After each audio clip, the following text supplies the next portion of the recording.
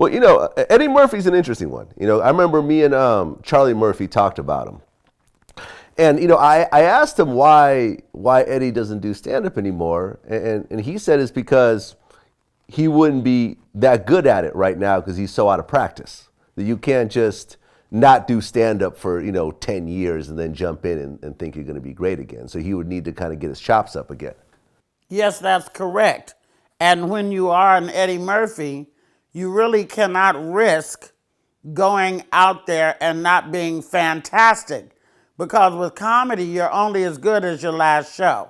Because if your next show sucks, the word gets out that you suck until you do another show and you don't suck anymore. So it is a muscle that you have to exercise, just like reading scripts or acting or going to the gym or anything you do.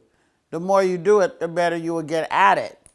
And Eddie reached a pinnacle to where if it's not in you to do it the rest of your life, like a Don Rickles or a George Wallace or something, then if you get to that pinnacle and you can transition into television and film, you don't do stand-up as much because stand-up is a grind and a hustle. And you simply, once you cross into a certain category, you don't have to grind and hustle that hard anymore. You can make way more money, doing a film for, $750,000 than you will doing stand-up.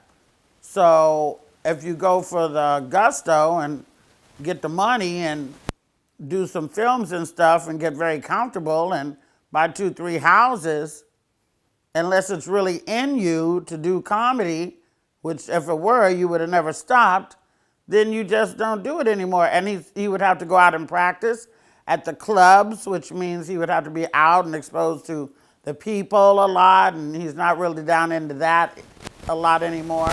So, he would have to really come back with something explosive, and it would take a lot of work to do that.